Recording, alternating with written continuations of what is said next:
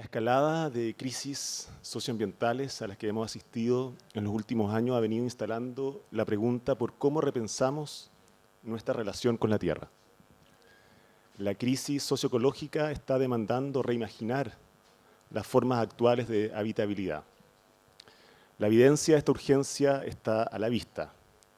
La degradación ambiental, las prolongadas sequías, el avance de la desertificación, la extinción de múltiples especies por la pérdida de ecosistemas, la contaminación de la tierra, aumento de las temperaturas, la expansión de las pandemias mundiales y sus consecuencias en las nuevas brechas sociales. Por primera vez, los modos de vida humana se transforman literalmente en una amenaza para la perdurabilidad de las múltiples especies y entidades que habitan el mundo. Aun cuando los grandes gobiernos del capitalismo mundial están llamando a una sobriedad para impulsar una economía verde y sustentable, persiste una profunda desorientación y falta de imaginación respecto a cómo esbozar y diseñar nuevos horizontes para una habitabilidad futura, que permita reconocer el bienestar humano, pero al mismo tiempo el sostenimiento de todas las formas de vida e inteligencia que pueblan nuestro planeta. Pero en paralelo a esta situación de inestabilidad socioambiental, ha surgido la pregunta por qué futuros debemos diseñar o desdiseñar para ofrecer respuestas posibles a los desafíos planetarios en curso. Claramente el escenario de alteraciones que atravesamos impiden seguir aferrándose a las mismas categorías y herramientas que hemos venido utilizando para pensar nuestra relación con la Tierra. Urge, por lo tanto, identificar acciones, modos de hacer capaces de hacernos proyectar futuros en sintonía con la Tierra, no para volver a modos de vida pasado, pretéritos, sino para hacer frente a la crisis climática que atravesamos y generar las herramientas para una transición. En este contexto parece fundamental preguntarnos qué rol puede tener la arquitectura para repensar y reimaginar nuestra relación con el medio ambiente y para proyectar nuevas formas de relacionamiento con el paisaje y entidades otras que humanas que constituyen nuestro mundo. ¿Será posible acaso repensar las condiciones de habitabilidad humana desde una mirada menos antropocéntrica, menos centrada en el excepcionalismo humano y autoeficiencia humana, y más cercana a lo que podríamos decir una ética de la interdependencia entre los diferentes actores que pueblan la Tierra? ¿Y será acaso que la crisis planetaria que vivimos también es una crisis de los modos de hacer mundo que ha movilizado la arquitectura y el diseño y que necesitamos repensar? Bueno, para tratar de abordar estas preguntas tenemos a, como dijo Cristian, dos grandes invitados, Cazzu Segers y Emanuel Cocha. A mí me dijeron que los presentara. Emanuel Cocha es doctor en Filosofía Medieval de la Universidad de Florencia y profesor de la École des Études en Sciences Sociales de París y de la Universidad de Friburgo de Alemania. Cocha es considerado como uno de los grandes filósofos contemporáneos. Su obra ha sido traducida en una decena de idiomas y reconocida como una de las más originales dentro del pensamiento contemporáneo por su innovadora aproximación al vínculo entre la teoría de la imaginación, teoría estética, teoría de lo sensible y la naturaleza de los seres vivos. Su trabajo se sitúa en el cruce entre la filosofía y la etología. Entre sus publicaciones más importantes podríamos nombrar La vie sensible, La vida sensible, Le bien dans les choses, La vie des plantes, La vida de las plantas, una metafísica de la mezcla y recientemente Filosofía de la maison, Filosofía de la casa. Cazzu Segers es artista y arquitecta, nombrada entre las arquitectas latinoamericanas más destacadas por Forbes Magazine en el 2020. Su práctica tiene un enfoque social y arraigado al lugar y sus procesos locales. Sus obras han sido celebradas y se ganó el Grand Prix de Versalles, el Premio Nacional de Geographic Unique Lodge of the World y el Gran Premio Latinoamericano de Arquitectura, entre otros premios. En el 2021 es premiada por la innovación en arquitectura al recibir la distinción Dora Riedel y hoy es considerada como una experta o una exponente de la etnoarquitectura en América Latina.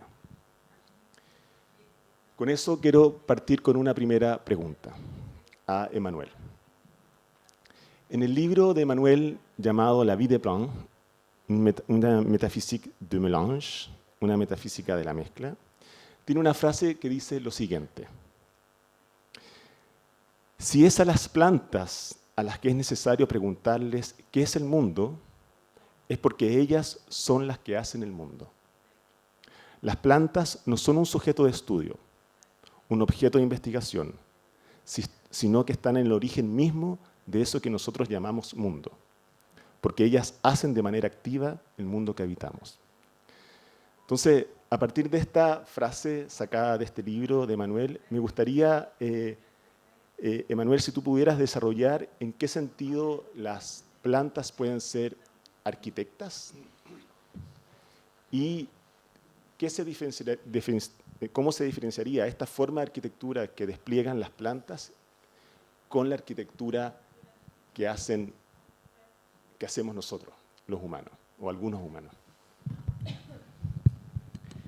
Y bueno, antes quería agradecer al Instituto Français, al Instituto Chileno Francés, y a Cristian, y a todo el equipo, a Julie, Camille, porque lo que decía Cristian está verdadero. El hecho que he podido llegar aquí 2 veces en un año ha sido muy importante para mí, no propiamente para presentar o para hablar, pero para escuchar a los otros y para producir amistades y para producir proyectos con Pablo Brugnoli, con Martín, y eso es algo que va también a cambiar mi propia carrera, mi pensamiento. Entonces ha sido de verdad algo muy importante. Soy muy contento, como Cristian ha dicho, de tener la posibilidad de partir en el sur y de pasar una semana con científicos allá.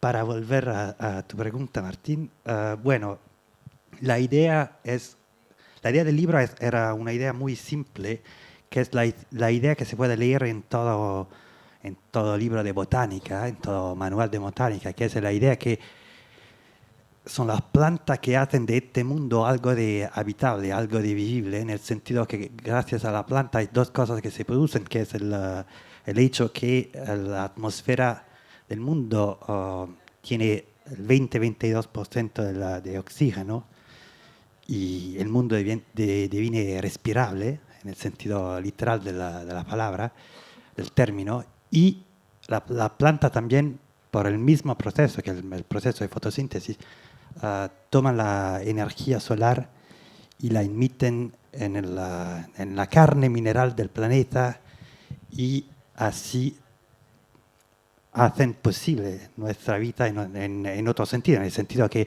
todo lo que hago ahora, todo lo que todo el mundo hace todo el tiempo, es posible porque hay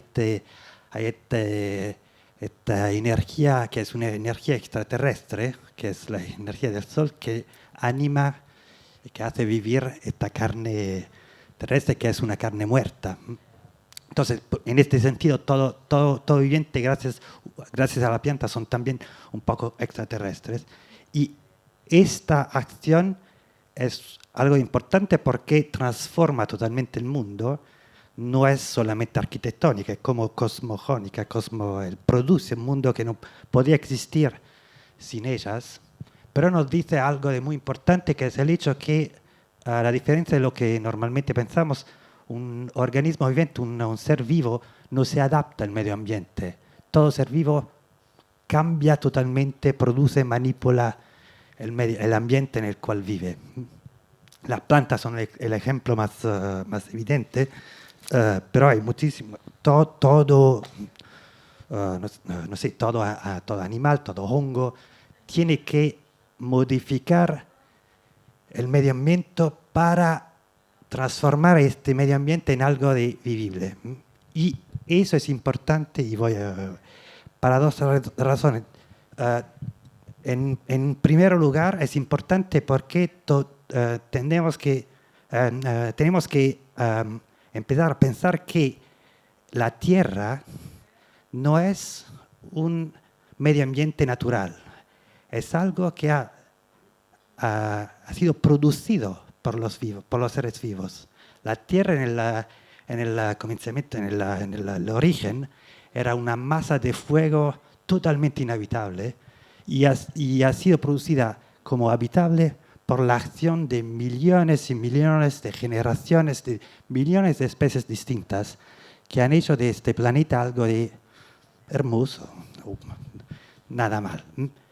Y en este sentido, todo ser vivo produce algo, produce una transformación de Gaia en medida local y en una medida global.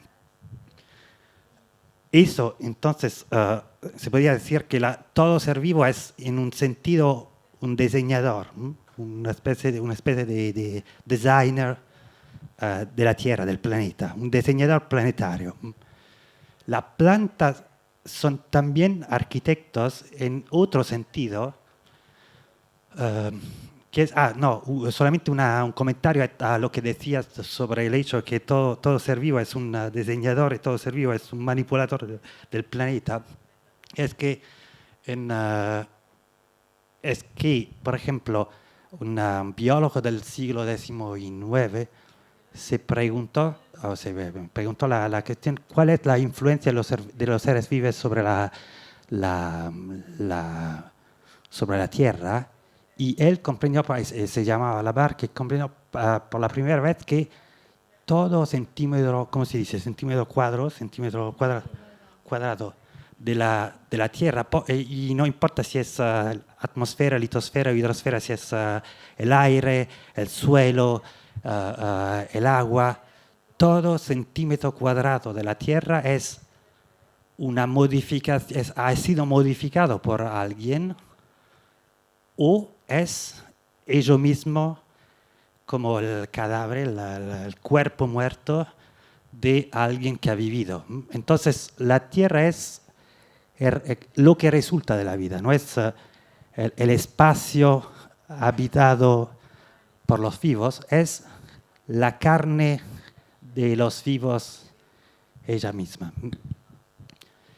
Y para volver a las plantas, la planta tiene algo desde un punto de vista técnicamente arquitectónico, algo de mucho más interesante, que es el hecho que ha sido estudiado que un botánico francés muy increíble, puede ser el botánico más importante del siglo pasado, vive todavía, él se llama Francis Allais, es un genio, y él se di cuenta por la primera vez que, por la primera vez de lo que él mismo llamó arquitectura de los árboles. ¿Qué es eso? Es la idea que todo árbol, en un sentido, no puede dejar de crecer, ¿cómo se dice? Crecer, de añadir partes a su cuerpo. Ser un árbol significa que tú tienes un cuerpo que es... Ser un árbol significa, en primer lugar, que cada 12 meses tú tienes que añadir algo a tu cuerpo, puede ser un naso, una nariz, un ojo, algo, y tiene que decidir dónde poner este nuevo órgano. Y por eso, y desde el punto de vista, ser un árbol significa tener un cuerpo que tiene muchas edades.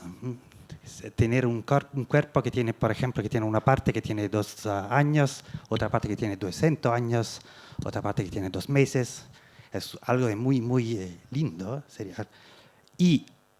Pero pues, en ese sentido, cada árbol tiene que decidir qué forma dar a sí mismo. Tiene que producir una arquitectura de sí mismo en un sentido. Y Francis Allais descubrió que hay 24 patterns de la manera de construirse a sí mismo. Entonces, para resumir lo que quería decir, en primer lugar, las plantas son arquitectas y son diseñadores porque todo ser vivo tiene que manipular, transformar, metamorfosar el planeta localmente y globalmente, y en un segundo sentido de la palabra, del término, son arquitectas porque también tiene que construir a ella misma todo el tiempo. Lo que nosotros, los animales, hacen en un tiempo más limitado, en un sentido. No, muchas gracias, Emanuel. Bueno, tú, Kazú, también tu trabajo se caracteriza por un diálogo permanente con el territorio. Casi podríamos decir que una arquitectura de correspondencias. Estás como permanentemente escribiéndole cartas a ese territorio y a partir de ahí conjugas tu obra. Entonces me gustaría que nos cuentes un poco cómo es tu aproximación a los proyectos de vivienda que has desarrollado y en particular de tu casa Y.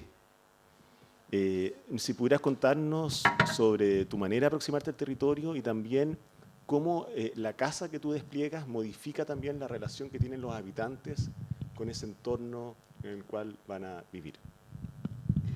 Es interesante que, como lo comentábamos antes, que partas por la casa Y, porque tal vez habría pensado que la pregunta era por la cala, que es una casa que está inspirada en una flor, que es la cala, y que justamente la casa toma la forma de la flor, pero de una manera abstracta.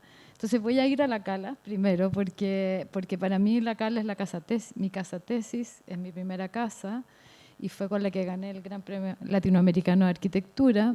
Y finalmente lo que hago con la cala es, ahí es donde invento también este trabajo y esta relación con el territorio, porque cuando me encargan la casa, es una casa en el sur, el lugar eran 30 hectáreas que había que de partida inventar dónde ubicarse. No había mucho encargo, más que una vivienda familiar. El dueño de casa llega con un dibujito de una casa vernácula, como con un corredor, con unos techitos de tejas, y yo le digo que en realidad yo no hago ese tipo de arquitectura, pero que él va a tener esta misma experiencia y más. Esa fue mi promesa. Y empieza todo un estudio en el territorio a través de la observación, de entender este lugar donde estaba, lo que pasaba con el lugar, y a través de una serie de croquis que unos son desde el territorio y es como mi metodología artística para llegar a materializar una forma, una idea, que es un proceso que llamo gesto, figura y forma, donde el gesto sería como un primer embrión de forma y ese embrión se puede desplegar en el espacio como cuando se junta un óvulo con un espermio, porque está fundado en una palabra verdadera que sería la palabra poética. Sé que es difícil y tengo que explicar esto para explicar Y, que está inspirada en una letra, ¿no? La letra Y. Entonces, y normalmente el nombre aparece de algo del territorio. En este caso, después de dar vueltas dibujando, tenía 3 volcanes, había un lago al frente, todo era bello. Yo quería tenerlo todo en la casa y que los habitantes vivieran esta experiencia de estar en este espacio, pero también protegidos y cuidados, como en un capullo, a propósito de tu texto. Y decidí poner la casa en una cima de un cerro donde se producía una curvatura e iba a ser una línea que se iba a volver un puente para que el habitante de la casa mirara indistintamente hacia lo abisal, que era el lago, o hacia lo ondulante, que eran las colinas de atrás, con los volcanes. Y bueno, uno está en el escritorio como con la hoja en blanco, no quería usar referencias de otro lugar, y tenía un ramo de cala en el escritorio y buscando con lo que gatille la forma, me pongo a dibujar la cala y me doy cuenta que la cala es una línea recta por excelencia que va del suelo que la nutre al sol que la alimenta, y está la tensión que se produce en ese movimiento que se curva. Entonces, a mí personalmente me interesaba una arquitectura rápida, veloz, no gravitacional, no pesante, sino que una arquitectura que tuviera como incorporada la condición de velocidad. Y entonces digo, bueno, las curvas son rectas en velocidad, que viene de toda la fórmula de Einstein, y entonces parto armando esta casa a partir de eso. Y después había también, cuando estaba dibujando en el terreno, habían sonidos de pájaros, unos eran agudos y otros graves, que daban la sensación de vacío y de profundidad. Entonces dije, quiero tener esta misma experiencia en el espacio. Y por otra parte, esto en una casa en el sur de Chile, donde hubo una influencia grande alemana, de colonizadores alemanes. Entonces había todo un lenguaje arquitectónico en madera y intuitivamente, porque no fue tan consciente en ese momento, decidí deconstruir un galpón tradicional y volverlo a piezar en algo que hacemos los arquitectos, que es vincular. Entonces, volverlo a piezar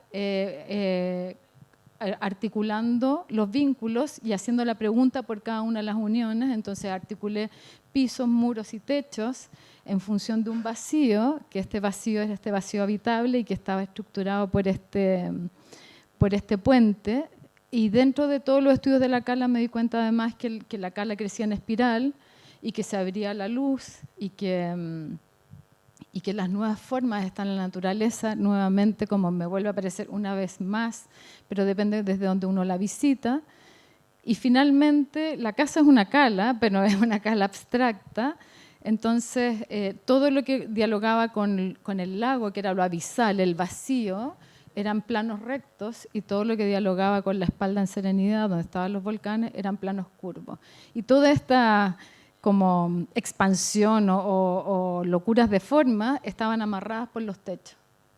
Y los techos también estaban dilatados para hacer entrar luz. Entonces, de alguna manera, la manera de apiezar la casa fue con todos los conceptos de lo contemporáneo. O sea, cómo tengo buena iluminación, quiero tener todas las vistas, cómo genero espacios que son habitables, cómo puedo tener luz, aprovecho bien el sol, el viento, el lugar, las vistas, etc. Entonces,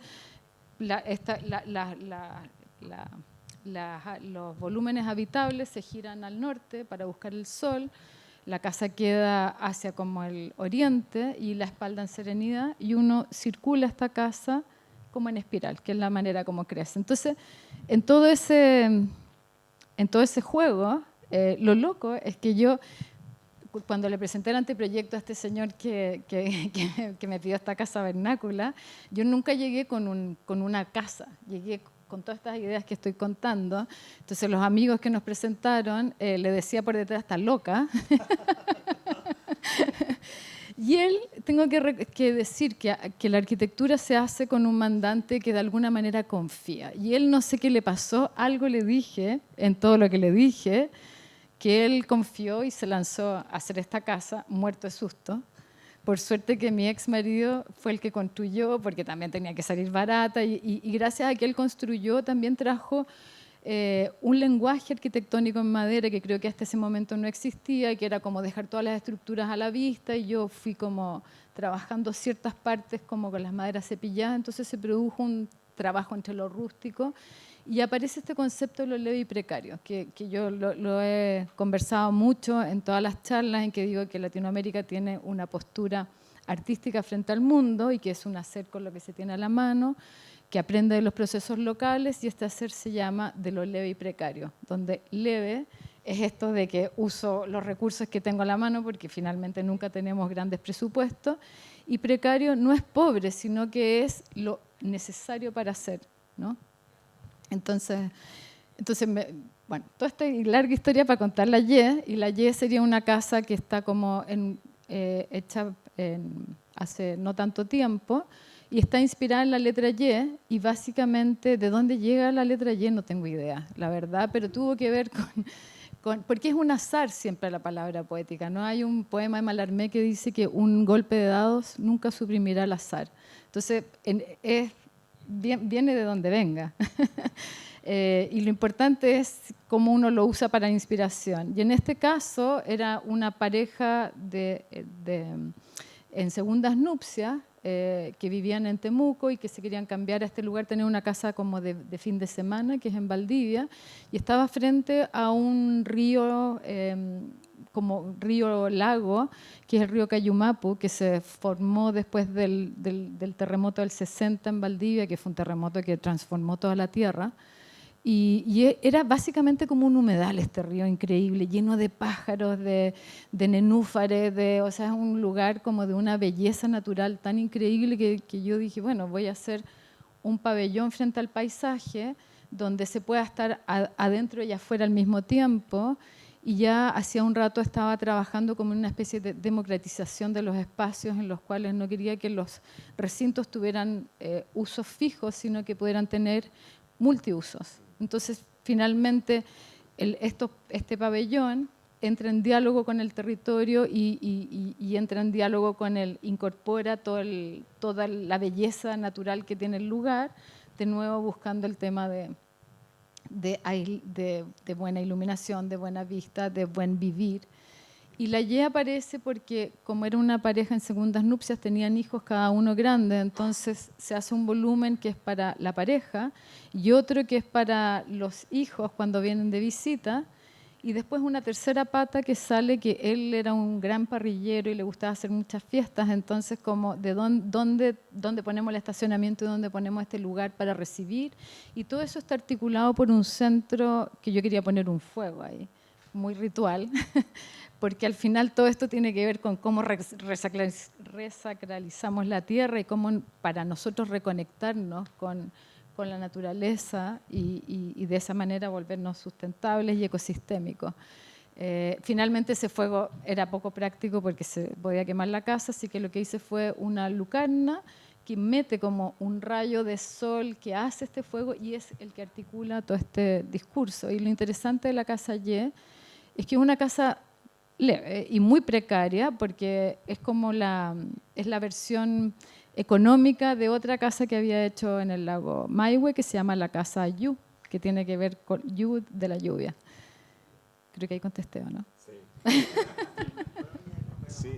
Antes que haga la segunda pregunta, porque es interesante porque en un sentido no he respondido a la segunda parte de tu pregunta anterior, porque tengo lo que se llama en francés esprit de l'escalier. Las ideas me llevan con un atraso de 2 días, 3 días, 2 meses. Pero lo que ha dicho, lo que nos ha contado Kazushi, es muy interesante porque es esta idea que en un sentido, la manera en la cual tú has describido el paisaje era una manera arquitectónica, el sentido que en un sentido se podría decir que para ti el paisaje, ya no son las piedras, el agua, ya es una obra arquitectónica. Entonces lo que has hecho es cómo adaptarte o modificar o dialogar con un arquitecto geológico, en este caso hidrogeológico. Y eso es muy importante, es muy importante por 2 razones. La primera razón es que, y por eso tu arquitectura es en el mismo tiempo hipermoderna y antimoderna, en el sentido que es algo que se opone a la idea típica del modernismo arquitectónico, que es la idea de la tabula rasa, que el arquitecto tiene ante de sus ojos un espacio vacío y a donde no está nada. Y exactamente, que la creación del arquitecto es una creación ex nihilo, y la manera en la cual tú has escrito tu proyecto es no solamente el espacio no está vacío, hay cosas, pero hay cosas que ya son una obra de arte, una obra de arquitectura. Entonces, la cuestión no es proyectar tus ideas en este espacio, producir algo, una forma que ya no había antes, pero algo como un diálogo, una conversación, una modificación de lo que ya está presente, con la idea que es un diálogo entre pares, un diálogo entre arquitectos, arquitectas o algo. Sí, exactamente. Sí. Me encanta el concepto. No solamente interespecie, porque en este caso tampoco es vivo, es la tierra, el suelo, el agua, el viento, entonces cosas que no sé, se puede decir que viven, pero es algo muy importante y es un poco una manera de responder a la pregunta que me has hecho sobre cuál es la distinción entre los arquitectos o las arquitectos humanas y los arquitectos no humanos. No hay una distinción formal, no hay una distinción, ¿cómo puedo decir?, material u ontológica.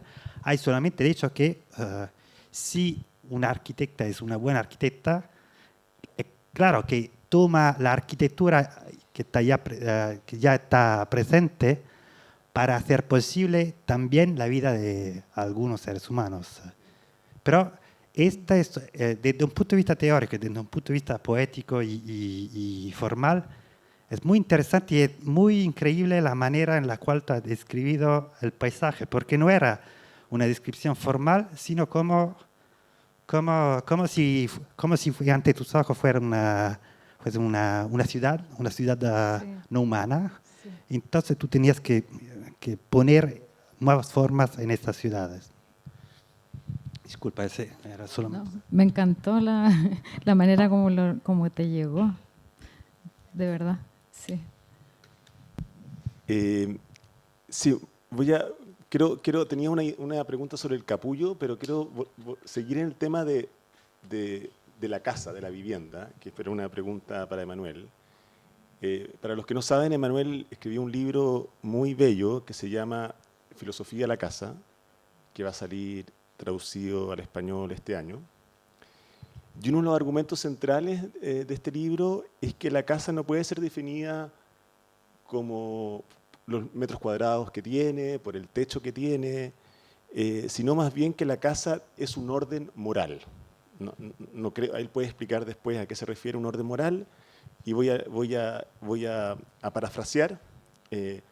La casa designa nuestra capacidad de tejer relaciones intensas con ciertas cosas y personas para acoger una intimidad, para acoger la porción del mundo que hace posible nuestra propia felicidad.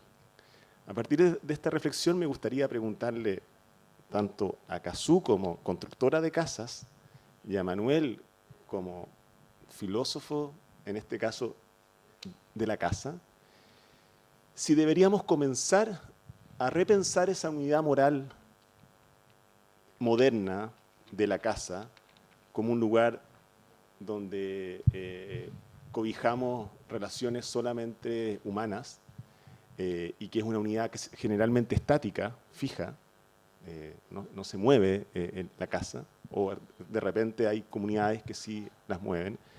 Entonces, ¿qué necesitaríamos para repensar esta unidad que es la casa, para entrar en mayor correspondencia, ocupando un poco lo que estábamos hablando, con esas otras formas de vida inteligentes, no humanas, que también forman parte de nosotros? No sé si quiere... No sé.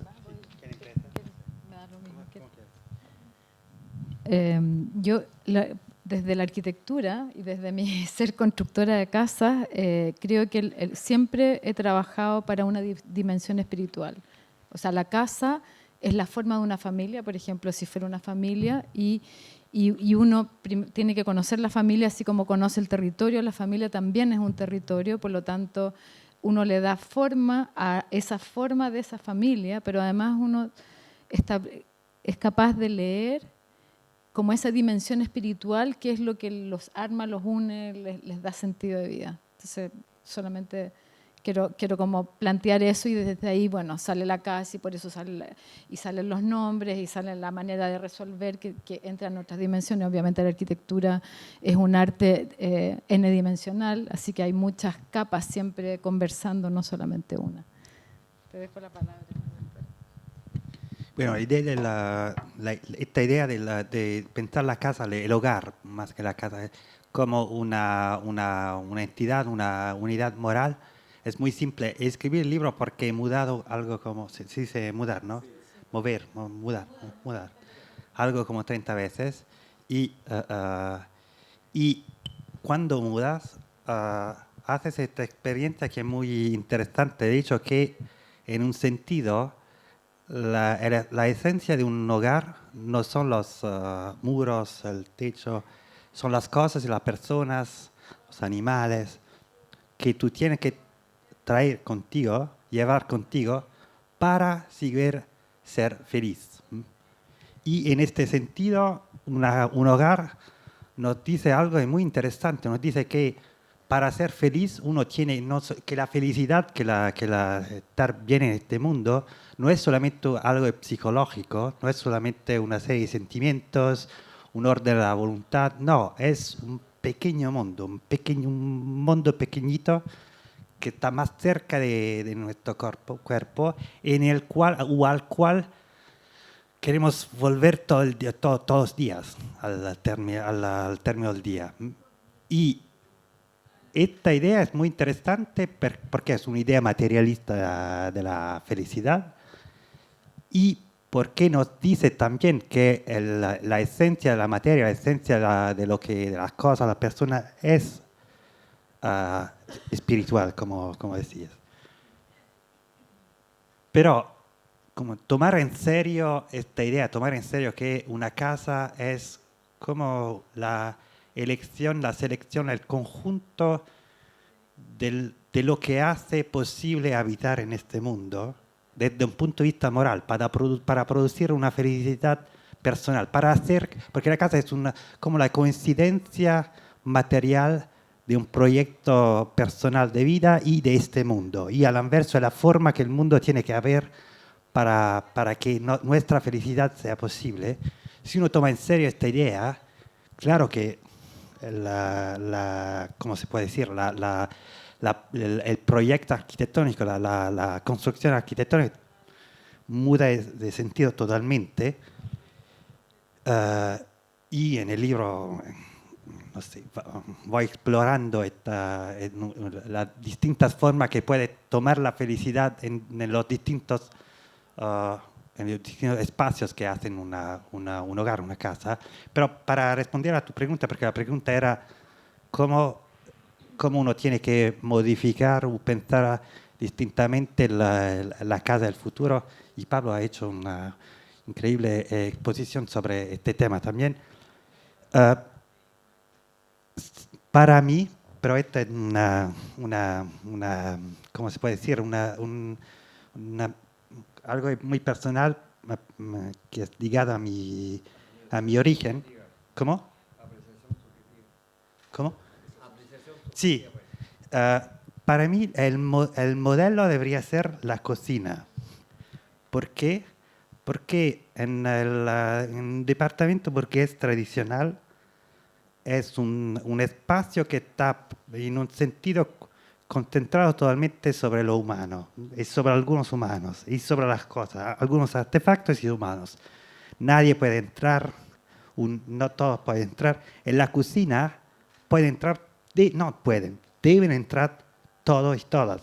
Cerdos, perros, no sé, vacas, plantas. En un sentido, la cocina es el espacio que está más abierto al mundo de nuestros hogares, de nuestras casas, y es el espacio en un sentido más interespecífico.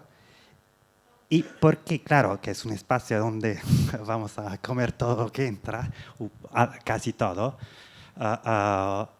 pero es interesante también para modificar nuestra idea de la ecología, porque la cocina es la idea, el modelo de pensar una coexistencia multiespecífica, a donde pero el criterio principal es el placer. En un sentido, la ecología contemporánea siempre habla de deber, siempre habla de obligación, siempre habla de lo que uno tiene que no hacer, pero habla muy poco del hecho que si uno tiene que que producir otra relación a los árboles, a los animales, es por un principio de placer, porque es como hacer sexo, ¿no? Uno puede hacer esto por obligación. Eso es un punto importante. ¿Cómo decir? Esta es la dirección, cómo transformar nosotros mismos también en cocina, porque una cosa que siempre me ha impresionado es el hecho que, por ejemplo,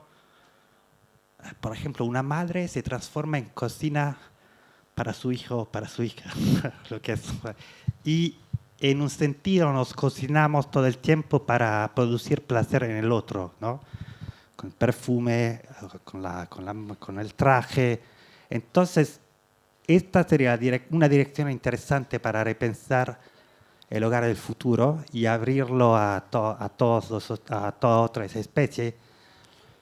Y otra dirección, pero esto lo digo solamente así, es que, sabe que en el siglo pasado la idea de Le Corbusier era que ¿cómo se puede decir? El modelo, el fundamento para pensar la coincidencia entre el hogar, la casa y la humanidad era el módulo, ¿no? Este diseño de este hombre con la mano levantada. Yo creo que hoy el modular de hoy en día es WhatsApp. Porque, no, es importante, yo viajo muchísimo y WhatsApp es como un hogar ¿cómo se dice? Portátil. Y es también este conjunto de personas que uno tiene que llegar todo el tiempo con tú mismo para sentirte en un sentido en tu casa, en toda parte del mundo.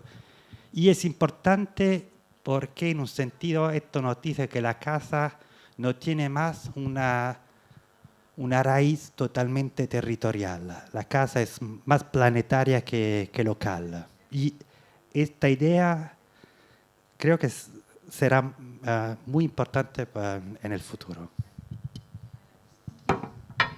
Yo quiero complementar a eso que cuando hice el Tierra Patagonia estudié mucho a las tribus originales del lugar, el Hotel del Viento, y de las cosas que vi era que su cuerpo era su casa, ¿no? Entonces, de alguna manera, lo que tú describes como casa son los vínculos, ¿no? O sea, los vínculos que yo hago o los vínculos conmigo mismo, y finalmente eso es mi casa. Ahora, como que nuestra casa la construimos con otros, y por lo tanto por eso WhatsApp se vuelve fundamental y puedo entender el concepto de la casa en ese sentido, pero igual habitamos en algún lugar, ¿no es cierto? Entonces, cuando el cuerpo es la casa, en el caso del Tierra Patagonia yo dije, quiero que cuando el cuerpo es un ser sensible que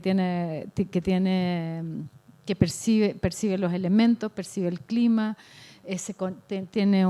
tiene la posibilidad de estar aquí, presente.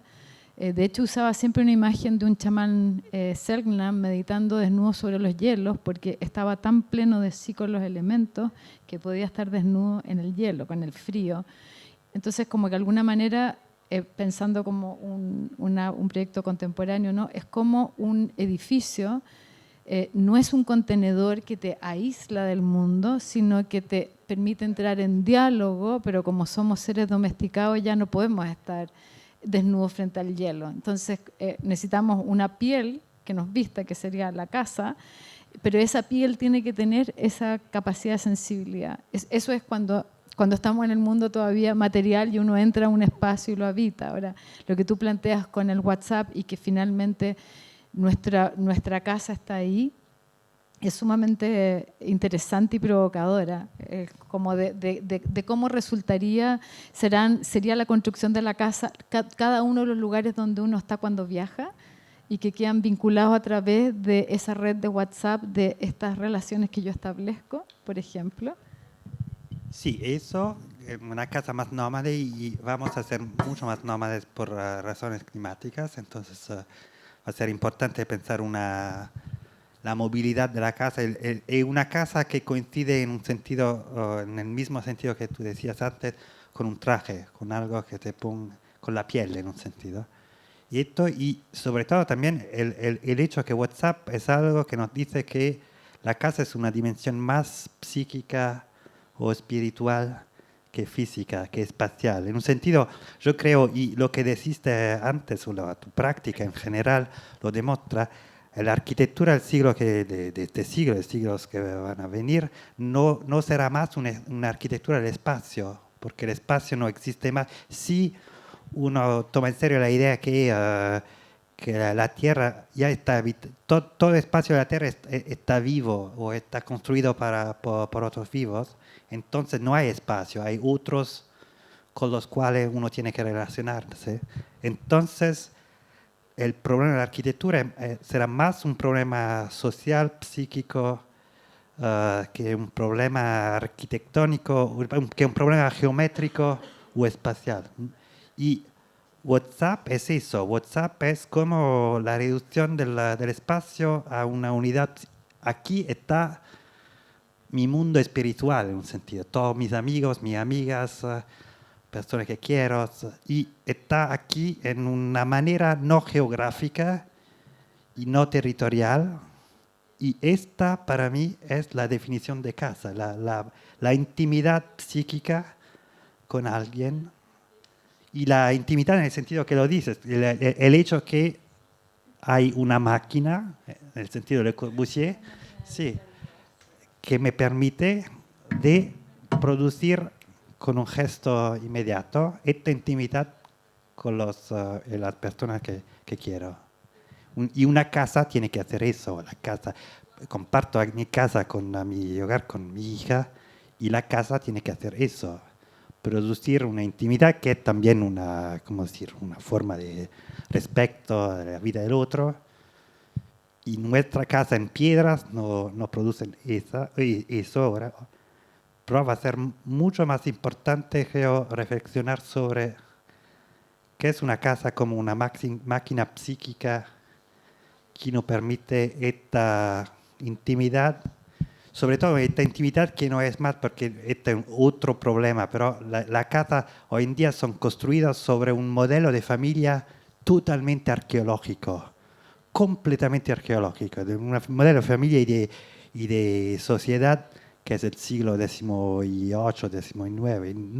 Nadie vive en esta manera y por eso WhatsApp es también interesante para mí, pero este es otro capítulo, para repensar lo que Lévi-Strauss ha definido como la estructura elemental de la parenté, ¿cómo se dice parenté? De la parentesco, del parentesco. Bueno. No, quiero mantenerme, pero quiero meter la cuchara, como se dice en chileno. O sea, yo estoy convencido que en gran medida la crisis del clima, que le llaman, no es la crisis del clima, es la manera en que hemos construido casa. Es la crisis en las maneras de habitar que los humanos hemos desarrollado. Entonces no es una crisis metodológica climática, sino que es una interrogación a la manera en que estamos generando vínculos o estamos generando casa. Entonces, la pregunta que quería hacerle a partir de esta conversación es: si hacemos este ejercicio especulativo, por ejemplo, que está proponiendo Emmanuel, de pensar la casa como una entidad relacional, que es lo que está haciendo WhatsApp, pero detrás de WhatsApp hay una arquitectura muy, muy fina, el doble blue check-in y una serie de cosas, y conservadora, y tiene mecanismos que te atrapan y que te hacen olvidarte de otras cosas. Entonces, ¿de qué manera podemos empezar a desplegar? Tú propones un lenguaje geopoético, Emmanuel habla de capullo como una forma de arquitectura, una técnica. Entonces, ¿de qué manera podemos empezar a desplegar ejercicios especulativos para repensar y salir de la crisis de habitabilidad que tenemos? Tiene como 18 millones de respuestas, pero vamos a intentar una o algunas respuestas que abren preguntas, obviamente. Primero que nada, yo creo que estamos hablando de deconstrucción, o sea, todo se desmaterializó de alguna manera, y creo que personalmente he venido trabajando desde el principio. Armé a los 50 años de mi escuela, la Católica Valparaíso, no, a los 30, 40, 50, ya no me acuerdo. Nos pidieron a todos los exalumnos escribir en una hojita de oficio como cuál había sido el despliegue, el oficio de cada cual. Y yo escribí la tesis del territorio porque me puse a organizar mis obras en este proceso de gesto, figura y forma, y me di cuenta que lo que había estado debatiendo dentro de la arquitectura era la energía. La energía como la fórmula de Einstein, y la energía en el sentido de por cuán densa es la materia. Entonces, estaban estas primeras obras como la que describí, que eran de apertura, como súper complejas, después las de síntesis, después las en pausa.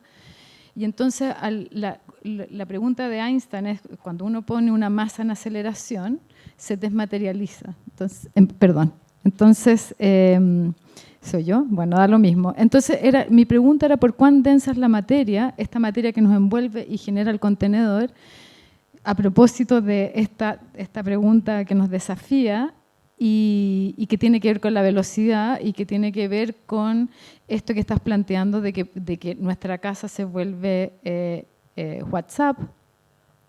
Y al mismo tiempo después pienso que los arquitectos lo que hacemos es que somos grandes articuladores o vinculadores. O sea, podemos vincular muros, pisos y techos como en la Casa Cala y generar un vacío habitable. En función de un vacío generamos una casa donde uno puede desplegar la vida, o podemos articular o vincular narrativas sobre un territorio y generar nuevos modelos de habitar que tienen que ver con crisis medioambiental y donde vienen todas las preguntas. Yo creo que la gran problemática es que los arquitectos de cabeza occidental, no las comunidades indígenas vernáculas, teníamos esta cosa de la tabla rasa. Entonces uno cada vez que ve una cosa de arquitectura, acabo de ser jurado de un concurso en la isla Mocha y los 7 proyectos, uno solo, no hacía un plano y ponía la cosa encima sin tener idea de lo que estaba pasando en el lugar, la historia del lugar, etc. Entonces uno dice, si hoy día en el siglo XXI, con crisis medioambiental, en que ya estamos en un punto de no retorno, en que nos tenemos que poner las pilas así, estamos todavía pensando en eso, ¿cómo lo hacemos, no?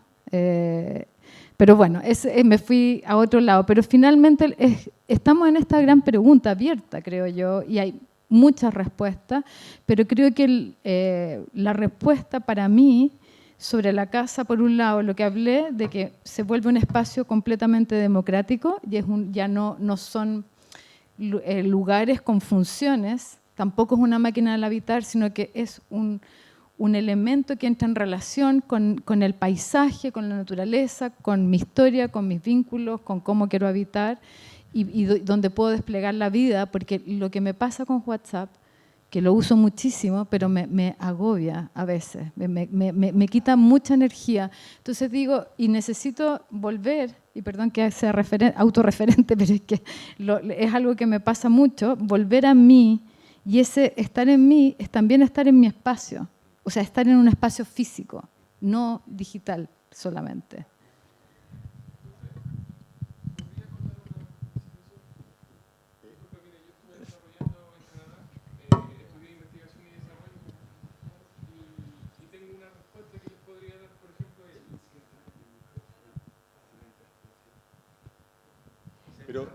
Pero sí, si quieren, dejemos que Manuel responda a la pregunta y después podemos abrir una ronda de preguntas. ¿A qué hora? ¿Hasta qué hora? Okay. Entonces, toda la noche. vamos a abrir una. Tengo toda la noche. Vamos a abrir una ronda. Simplemente quería acotar que estoy estudiando durante los últimos 5 años investigación y desarrollo para dar otra solución a justamente esa pregunta. Sí, entonces, dos cosas sobre. Una cosa es que esta pregunta he tenido muchas respuestas, creo, aquí en Chile. El caso de Casu es importante, pero y no sabía, has estudiado entonces en Valparaíso, sí.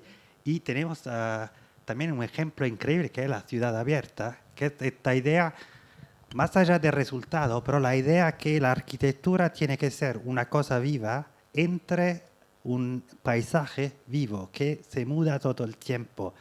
Esta idea es increíble y es una idea imposible en Europa, por ejemplo, muy difícil también porque lo que describiste antes, de hecho que hay platos, la ciudad en Europa es eso, pero es una idea muy interesante y es lo que planteamos antes, la idea que no solamente el mundo, la Tierra, el planeta, el paisaje, es una obra no es solamente una obra de arquitecto o de arquitectura, el paisaje es una, ¿cómo se dice? Una ejército. un ejército de paisajistas y arquitectos, y por eso construir siempre es respetar la libertad de los diseñadores que están junto en medio de ti, alrededor de tu obra, de tu casa. Y la ciudad abierta, desde este punto de vista, es un ejemplo muy interesante de este diálogo que no se puede, de diálogo que tiene que ser la idea de arquitectura precaria, ¿no? Que decía, porque es un diálogo que nunca se puede terminar, porque el espacio se modifica, entonces uno tiene que modificar también tu propia casa claro, exactamente. Entonces, y vas a modificarse todo el tiempo. Esta sería una primera, primera respuesta a la pregunta, pero hay también otro problema, no sé cómo llamarlo, pero el hecho que en un sentido lo que llamamos, lo que los geólogos llaman antropoceno, es en un sentido el hecho que todo ser vivo, de todo reino, animales, plantas, hongos, bacterias, arqueas, virus, son devenidos animales, plantas, bacterias, arqueas de compañía. ¿Se dice así? ¿Cómo se dice? Companion species. Pet. ¿Cómo? Especie de compañía. En el sentido que todo lo que vive en este planeta, como el planeta se ha transformado en el hogar de la especie humana, para este acto hemos transformado todas las otras especies en algo que correspondería a nuestro perro o a los gatos. Entonces, sí, exacto. Todos se han mudado en animales domésticos, plantas domésticas, o arqueas domésticas y virus domésticas. Por eso es problemática. No es una perspectiva tan feliz, pero es una perspectiva interesante de tomar porque tomar en serio esto significa que todo arquitecto tiene que pensar al hecho que en la casa siempre habrá algunos animales, algunos perros que no son más perros, son otras cosas, y también tenemos que pensar nuestra relación a los otros como una idea podría ser porque en el caso de la relación que tenemos con los peces, con las especies de compañías, es una relación muy interesante porque es una relación en la cual la identidad se borra, en un senso, sí, no sabes más si eres un perro, si el animal que está enfrente de ti es un perro, un hombre, una mujer. Y en este sentido, un desafío de la arquitectura sería cómo transformar los seres humanos en perros, en animal de compañía de otras especies. Esto podría ser también algo de interesante. ¿Cuál es la arquitectura, el juego del espacio, el juego de la cohabitación que transforma nosotros en el perro de otras especies, en el sentido en el animal que otras especies quieren con los cuales quieren cohabitar, en un sentido? Me voy a tomar de este último comentario, Manuel, también para hacer una provocación, algo que ya hablamos un poco con Emanuel en algún momento, que efectivamente la arquitectura, el diseño, está arraigada en una suerte como de cosmovisión del proyecto, de proyectar desde la mente humana hacia el planeta. Y de alguna manera el planeta se ha transformado por esa cosmovisión del proyecto en una suerte de zoológico humano. No hay lugar donde no haya proyecto humano. El mundo se transformó en una suerte de gran proyecto humano, el antropoceno. Entonces, la pregunta, ¿es la palabra proyecto la más adecuada? Si el mundo se transformó en un proyecto humano, es una organización humana, y si teníamos que comenzar a pensar, no sé, desproyecto, yo sé que es una pregunta que es como que lo estoy jubilando a los arquitectos y a los diseñadores, Sí. pero no, es como más bien la invitación a pensar desde otro lugar. Personalmente creo que tiene que ver con esto que estamos pasando, que tú lo planteaste, y yo lo voy a decir de una manera mucho menos filosófica, pero estamos pasando de una sociedad egocéntrica a una ecocéntrica, en el cual el ser humano no es la punta de la pirámide, sino que es parte de un sistema complejo de relaciones, ¿no es cierto? Y en ese sentido, creo que más que hablar de proyectos, entender que cada cosa que yo hago tiene un efecto en muchos lugares y que todos nos cohabitamos, a propósito de lo que tú estás diciendo, ¿no es cierto? Que yo me reflejo en ti, me reflejo en mi perro, y cómo nos entendemos una especie única entre todas las especies y cómo co-construimos. Entonces, al final, creo que el problema ha sido el ser humano, que ha estado, que a partir de esta cosa bíblica, y te daré la tierra y la transformarás, no sé cómo era la palabra bíblica, sí, pero tú poseerás la tierra y la domesticarás. Esa era la palabra bíblica, en vez de... y nos quitaron la condición salvaje con eso, porque al final también tenemos esa dimensión salvaje. Entonces, ¿cómo nos volvemos seres salvajes de vuelta? Más que domésticos, creo yo. Tal vez la pregunta sería si nos asalvajamos un poco y en vez de domesticarnos tanto. Rewilding, sí. Bueno, y yo como que siempre sueño en que las ciudades se vuelvan más que el bosque vertical lleno de edificios con árboles, que sería como un poco el mismo modelo, pero le ponemos vegetación. Es cómo logramos que las ciudades se integren con el medio ambiente natural y tengamos estos corredores biológicos, lo conversamos un ratito el otro día, y sean como pequeñas islas, como habitables, donde hay comunidades de pequeña escala, donde se despliega la vida, donde hacemos una remirada de las comunidades indígenas originales, pero con una mirada contemporánea hacia el futuro. O sea, obviamente no vamos a desaprender lo que ya aprendimos, sino cómo desde esta fusión que yo le llamo el ser astral, que tiene en su cabeza el mundo apolíneo de las ideas crística y de la abstracción pura, y que es el tipo que sistematiza y que piensa, que puede como establecer un lenguaje, y en los pies tiene el mundo dionisíaco de los ritos de la tierra, los procesos circulares que tienen que ver con que no está medido por el vector tiempo como una flecha, sino que como el vector tiempo como un círculo, un ciclo que va con las cosechas, y que es de suyo ser sustentable porque entiende que es lo que le da la vida, pero todos nosotros que tenemos ese mestizaje lo llamo ser astral porque no estamos ni en el cielo apolíneo ni en el suelo indígena, estamos en una cosa nueva, y en ese estado, como flotando sobre un espacio, cómo construimos este nuevo mundo de manera ecosistémica en la cual nos pertenecemos, a propósito de lo que tú estás preguntando. Es una reflexión más que una respuesta. Creo que, y como arquitecto, uno va pensando en cómo le da forma a eso, y personalmente creo que es fundamental la narrativa, y eso es la geopoética. Para poder construir nuevos modelos de desarrollo necesitamos generar nuevas narrativas en los territorios que ya han sido narrados de múltiples maneras. Entonces, ¿cómo genero espacios vacíos?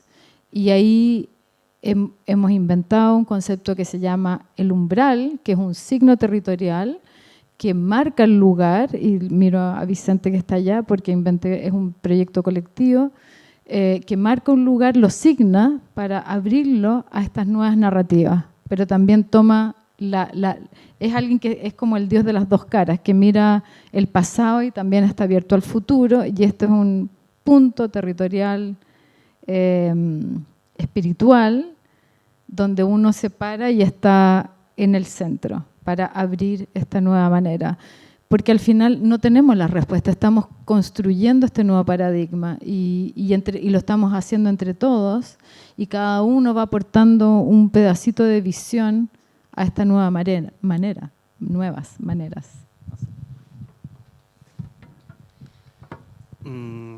claro, la pregunta es inmensa, entonces no sé si no tengo respuesta, pero tengo dos comentarios a lo que Kazudis ha dicho. En un sentido, yo tengo un problema enorme con la palabra, el término, el concepto de salvaje, porque es un término romántico, un poco macho, un poco colonial, y es un término más allá de su sentido, de su historia, es un término complicado porque, por ejemplo, la Amazonia no es un espacio salvaje, es un espacio artificial, es algo que ha sido producido por otra forma de cultura, por otra forma de arquitectura, por otra forma de, no sé cómo llamarla, de proyectos, puede ser, en un sentido, y el Amazonia es un lugar increíble, entonces no tenemos que, en un sentido, puede ser un modelo, entonces el problema no es abandonar lo artificial o el proyecto, el problema es coger el proyecto, seleccionar el proyecto que produce más biodiversidad, más vida, más placer. Y el otro, y por eso me parece que la idea de salvaje, claro, somos de acuerdo desde el punto de vista pragmático, pero la idea de salvaje, ¿cómo se dice? Rewilding, no, lo sé, pero el problema salvaje es un problema porque uno sigue oponiendo el humano al no humano y no sé, y puede ser peligroso en un sentido. Y para responder, para contestar a tu pregunta sobre tenemos que producir, que inventar un nuevo término, claro, tenemos que inventar todo el día nuevos términos. Perdón, que es la pregunta más.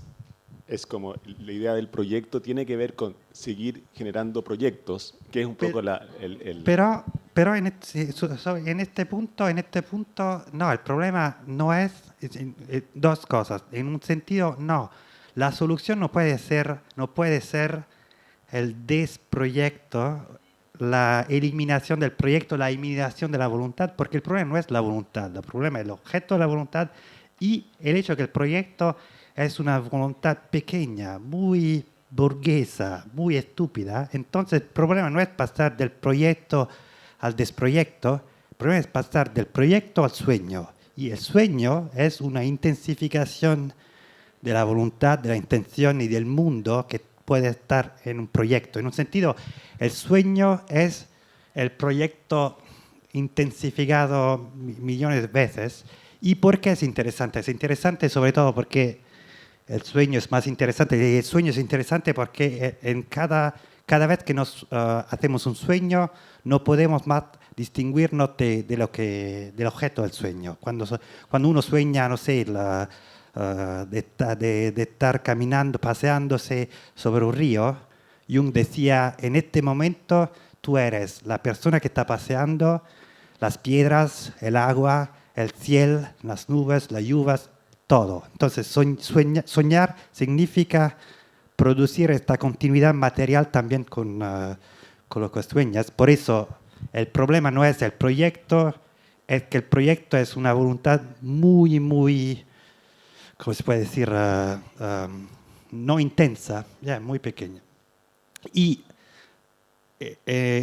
por otra parte, el sueño es también dos cosas, porque el año pasado, después de haber estado aquí en Chile, me fui en Brasil y he pasado algo como 3 días en la foresta amazónica. Era la primera vez para mí y te he contado esto. La primera impresión que he tenido de la foresta era wow, estoy paseando en un cuadro de Luis Zerbini. Luis Zerbini es un gran artista brasileño. Estoy paseando en una obra de arte totalmente onírica.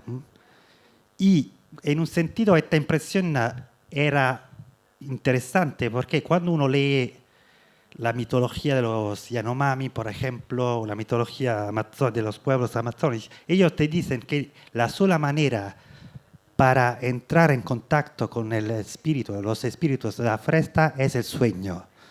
Por eso me parece que la idea del sueño es más interesante la idea del desproyecto, porque el problema es, ¿cómo decir?, entrar más en contacto con otros seres vivos y entrar en contacto con tu deseo, en un sentido, y no solamente con el cerebro, y no solamente con la mente. Por eso el problema, yo no diría que la solución es el desproyecto o la dehumanización, pero también sino la hibridación y la intensificación de lo que queremos. Y el hecho, de nuevo, que la ecología tiene que tomar en serio el problema del deseo, de la pasión, del amor.